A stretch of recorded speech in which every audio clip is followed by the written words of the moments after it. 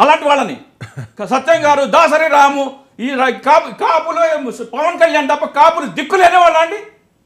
ఒక చాతగాని నాయకుడు పెట్టుకొని ఆయనే దిక్కు అని ఎన్నాళ్ళండి ఇది? వాళ్ళ వల్ల కాదు, మెగా కుటుంబం వల్ల కాదు. చెప్పండి సత్యం గారు, చెప్పండి సార్. నేను అనేది కాపు సామాజిక వర్గానికి కష్టాలు మోసం అనేది 1953 నుంచి మొదలైనవి సార్. అవన్నీ వదిలేండి. పవన్ కళ్యాణ్ అనే వ్యక్తి, రాజశేఖర్ గారు ఒక్క నిమిషం సార్,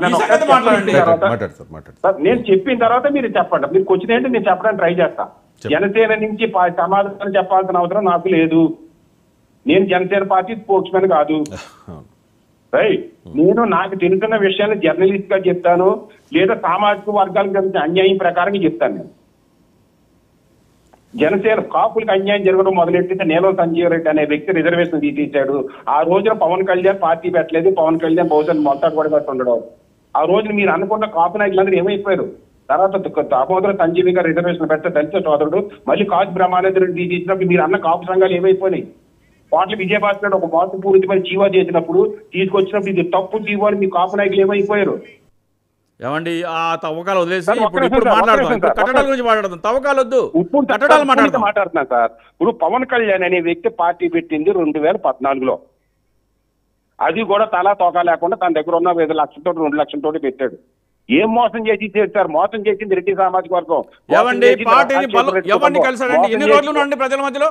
10 సంవత్సరాల్లో ప్రజల మధ్యలో ఎన్ని రోజులు ఉన్నాడు చెప్పండి నాకు. ప్రజల మధ్యలో నాయకుడు ప్రధాన కర్తవ్యం ఉండేది. 10 సంవత్సరాలలో ఎన్ని రోజులు ఉన్నాడు? 10 నెలలు కూడా లేడు. సార్ మీ ఆవేశానికి నన్ను ఒకసారి సమయం ఇవ్వండి సార్. సార్ దేనికైనా డబ్బుతో పని సార్. నేను దాసనారాయణరావు గారు తెలుగుతల్లి పార్టీ పెట్టినప్పుడు పొలిటికల్ సెక్రటరీ నేను. సూర్యాపేటలో 25 కుల సంఘాల మీటింగ్ పెట్టినప్పుడు అక్కడ పార్టీ అనౌన్స్ చేయడానికి ఒక 100 కార్డులు పెట్టిన వ్యక్తి నేను దాసరి గారి తరపున. పెట్రోల్ డబ్బులు ఇవ్వడానికి డబ్బులు లేక 3 గంటలు లేట్ గా బయలుదేరాను సార్. అక్షర సత్యం గారు, మీరు దాసరి రామ్ గారు అంటే మీకు అభిమానమేనా? సార్ నాకు దాసరి రామ్ గారు అన్న అభిమానమే, చింత రాజశేఖర్ గారు అన్న అభిమానమే, కచ్చి పద్మ. అదే మీరు ఎంతగానో అభిమానించే రాజశేఖర్ గారు చెప్పింది మీకు నచ్చలేదు. అంతే స్థాయిలో అభిమానించే దాసరి రామ్ గారు ఏదో చెప్పారు, ఒకసారి మీకు వినిపిస్తాను చూడండి. మొదలు నాదెల్ల మనోహరే, చివర నాదెల్ల మనోహరే. టీడీపీ తట్టుకోలేకపోతుంది, జనసేన ఏడ తట్టుకుంటుంది, ఏడ పార్టీ నిర్మాణం అవుద్ది. పైపెచ్చి మా పవన్ కళ్యాణ్ గారు సిక్కండిని, సెల్లుల్ని అందరిని తెచ్చి పార్టీలో పెట్టుకున్నాడు. పేద కులాలకి ఎవరైతే శత్రువులో ఆ శత్రువులను తెచ్చి పెట్టుకుని పార్టీ నడుపుకుంటున్నాడు. ఇంకెక్కడ బలోపేతం అవుతా పార్టీ. మొదలు నాదెల్ల మనోహరే, చివర నాదెల్ల మనోహరే. ఎవడు చెప్పండి సార్. మీరు అది రాము గారు ఎప్పుడు మాట్లాడారు తెలుగు రీసెంట్ అయ్యి ఉంటది. నేను కాపు మిత్ర శ్రీకృష్ణదేవరాయ పత్రికలో నాదెల్ల మనోహర్ గారి యొక్క వైఖరికి వ్యతిరేకంగా శివుడి మెడలో పోవాలని అందరిని భయపెడుతున్న ఆర్టికల్ రాసుకోండి, మీ అందరికి పంపిస్తాను చదవండి. నేను విమర్శలు ఎప్పుడు వెనకాడిన నాదెల్ల మనోహర్ కాదండి. మీకు తెలిసింది రాజశేఖర్ గారు చెప్పింది మీకు నచ్చకపోవచ్చు, మీకు తెలిసింది దాసరి రామ్ గారికి తెలిసింది, బొలిశెట్టి శ్రీనివాస్ గారికి తెలిసింది, మరి పవన్ కళ్యాణ్ గారికి ఎందుకు తెలియట్లేదు? సార్ గురుగారు, నేను అనేది నాదెండ్ల మనోహర్ పార్టీకి నష్టపడుతున్నాడు అన్నారు. అది నేను ఒప్పుకుని నేను విమర్శ చేశాను. నాదెండ్ల మనోహర్ మీద కోపంతో పవన్ కళ్యాణ్ మీద లేదా రాజ్యాధికారాన్ని సాధించాలని పార్టీ మీద కక్ష చూపించవద్దు, అది తప్పుగా మాట్లాడొద్దు అంటున్నా. నాదెండ్ల మనోహర్ మీద చూపించడానికి 3 కారణాలండి.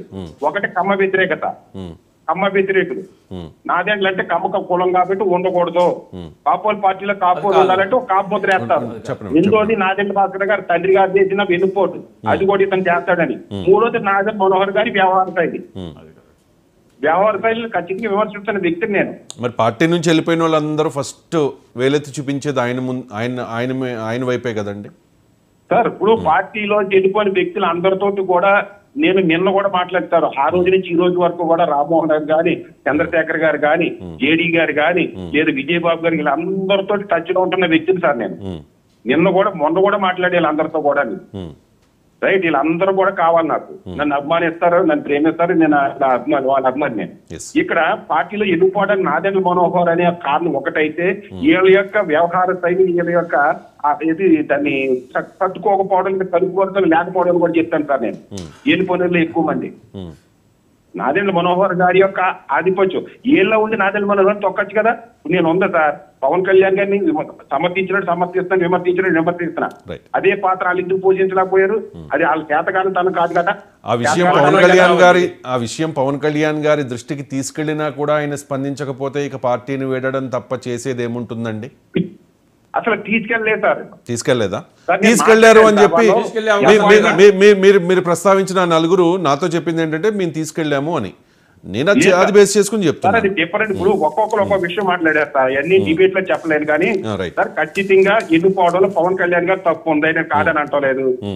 నాదెండ్ల మనోహర్ గారు తప్పు ఉంది, అలాగే వాళ్ళది కూడా తప్పు ఉంది. రైట్ అండ్ పాస్ట్ వదిలేద్దాం. ఇంక ఏంటి ఇప్పుడున్న పరిస్థితి ఏంటి? ఇప్పుడున్న పరిస్థితుల్లో మరి పవన్ కళ్యాణ్ గారు సీఎం అవుతారా లేదా అంటే ఆయన అడగడం లేదు, వీళ్ళు చెప్పడం లేదు.